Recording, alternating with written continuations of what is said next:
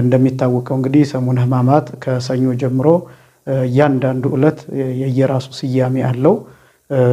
ሰኞን እንመለከታለን፣ ዕለተ ሰኑይን እንመለከታለን። ዕለተ ሰኑይ በሁለት ስሞች ይታወቃል። አንደኛ አንጽሖተ ቤተ መቅደስ ተብሎ ይታሰባል። ሁለተኛ መርገመ በለስ ወይም ደግሞ ርግመተ በለስ ተብሎ ይታወቃል። የመጀመሪያው አንጽሖተ ቤተ መቅደስ የሚለውን እንመለከታለን። አንጽሖተ ቤተ መቅደስ ማለት ቤተ መቅደስን ማንጻት ማጽዳት ማለት ነው ቀጥታ ትርጉሙ። በእርግጥ ጌታችን መድኃኒታችን ኢየሱስ ክርስቶስ ቤተ መቅደሱን ያጸዳው ሁለት ጊዜ ነው።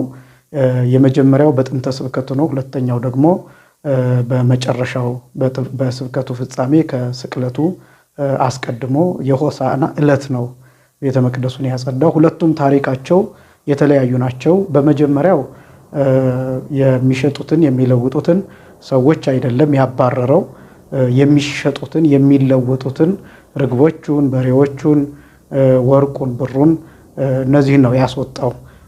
የዮሐንስ ወንጌል ምዕራፍ 2 ላይ እንደተገለጠው ከገመድ ጅራፍ አበጅቶ ወይም አዘጋጅቶ በጅራፉ እየገረፈ የሚሸጡትን እንስሳት የሚሸጡትን ርግቦች እነዚህን እንዳስወጣ ይናገራል። ሰዎቹን እዚያ ላይ አላስወጣም የመጀመሪያው ላይ። ሁለተኛው ላይ ግን ሰዎቹን ነው ያስወጣው። ቤተ መቅደሱን በሚያጸዳበት ጊዜ የሌቦች የወንበዴዎች ዋሻ አደረጋችሁት ብሎ በሆሳዕና ዕለት ያባረራቸው ሰዎቹን ነው። እዚያ ላይ ሰዎቹን ሳይሆን የሚሸጡትን የሚለወጡትን ነው። ሁለተኛው ቤተ መቅደሱን የማንጻት ተግባር ላይ ግን የሚሸጡትንና የሚለውጡን ሰዎች ነው ያባረረው። የመጀመሪያው ላይ የአባቴን ቤት የንግድ ቤት አደረጋችሁት የሚል ተግሳጽ ተናግሯል።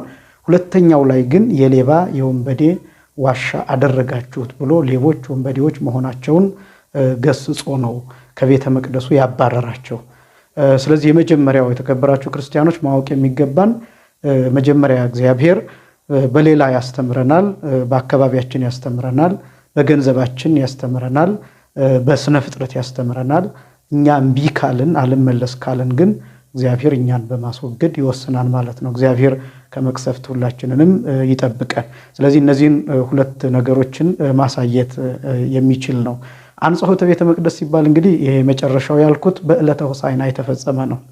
ነገር ግን ሰኞ የሚታሰብበት ምክንያት የቅድስት ቤተክርስቲያን በዓላት አባቶቻችን በሰሩት መሰረት ለየዕለቱ ተከፋፍለው ይከበራሉ። ለምሳሌ አሁን የፊታችን የበዓለ ስቅለት በዓል በዕለቱ ብቻ አይደለም የሚከበረው።